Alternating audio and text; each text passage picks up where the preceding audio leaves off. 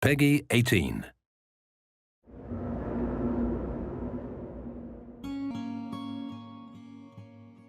When we developed the first Metro, I think the main idea was to create something extraordinary. It was completely unknown, uncharted territory. We created something from scratch, just a small group of guys.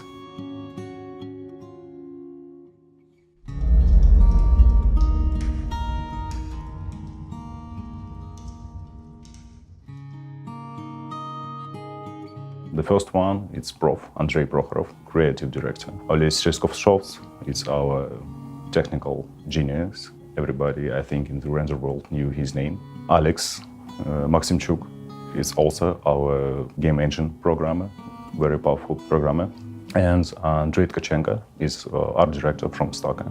Their names give the name of this company. Team was created in GSC Game World time, later just moved to Foray.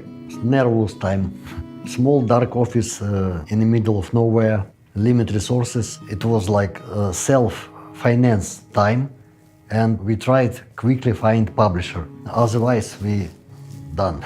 Originally, when developing Metro 2033, it was kind of a unique situation because it's this small team that hadn't really been heard of before. The members had been heard of from previous game, but it was still kind of this crazy small development studio in Ukraine. And from the publisher's perspective, it was something so uniquely different. Initially, it was gathered from unusual people, unique people, and that key uniqueness lasts even to this point.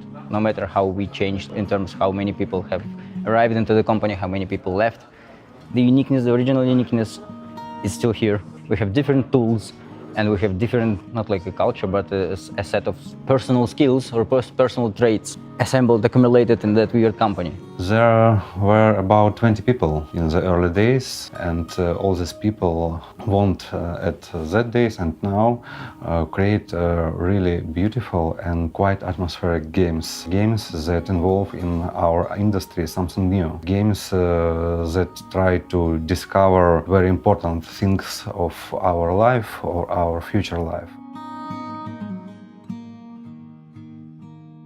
We already have a lot of experience with Stalker, which was mostly open world oriented. And when we finish this project, we feel that we want more power on this narrative-driven gameplay to put this atmosphere of Stalker, of this abandoned beauty, and fill it with some very great narration. I really like novel of Gluchovsky. It's a really cool idea, hiding from nuclear war. Idea of metro tunnels give us perfect setting to create linear cinematic game. First, we finished first outdoor level. First, these frozen ruined streets of Moscow. It was like completely stunning experience for us. All these frozen winds, squeaking sounds, abandoned cars, skeletons all around. It was so natural. Moving to Metro Exodus, here it's more connected with nature of our team. With each project, we trying to make step ahead.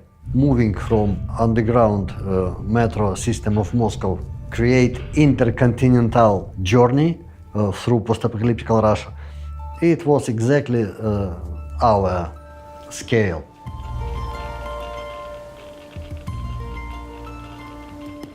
Metro Exodus is a story-driven, epic post-apocalyptic shooter. It takes place in Russia. This time, the game spans the entire continent of Russia. It takes place over the course of a year. We get to venture outside of Moscow for the first time in the series. It's something also that fans have been asking for. Metro Exodus после Metro 2033 и 2033 Last Light — это такой некий глоток свежего воздуха.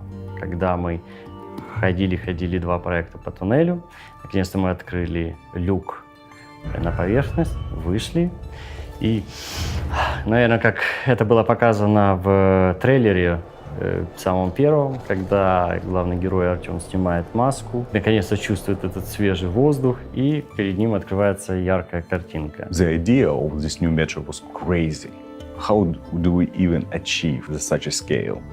From all this metro linear roller coaster to this journey across the huge wasteland with different seasons. But everyone was so excited about it. We need different seasons, we need 1 year, we need different situation. Every fear, they just like vanished. And like this train, like Aurora, began to speed up and build and build and build.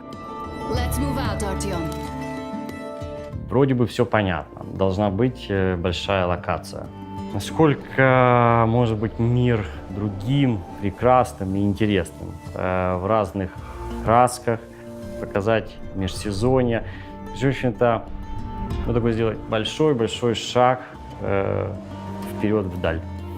Every season should have this own unique face to present to player, to feel it completely. So if we make an autumn, we need a lot of trees. We need a nature, because nature and autumn is perfect. But if we put some metro stuff in it, it will be just amazing. If we're making summer, it should be heat, it should be desert storms, it should be all these rusty ships just lying on the ground. Spring, it should be dirt everywhere, it should be all kinds of flooded metal to show all these rains and storm, and everything should be so rusty. So unique face for every season. That was our major goal. Because Metro is a handcrafted experience. Everything placed, everything set up in the scene along the player's way is always made it by hand. Creating virtual worlds, it's like mini gods. In first day I created terrain. In second day I created rivers and lakes. In fourth day I created forests. In fifth day I put monsters and people there. It's a really cool profession. That's why working hard here, it's not something that we suffering here. No, we are doing that because it's really cool. We want most freedom. Freedom for us, freedom for players, freedom for our dreams. Ну, такая немножко сумасшедшая команда. Работать сложно, но весело. Like we always feel ourselves on the edge. Sometimes it was so hard moments for company, for people, for team members. And we always find a way to get through, no matter how bad. I think that was the beginning of this underdog Spartans like movement. We are Spartans, we have to stand and fight. And basically, we are achieving all goals which we set to ourselves in 2005 and continue to achieve them. So we are not going to stop. If early days it was brave Spartans with flame in the heart, now it's professional warriors, but still with flame in the heart.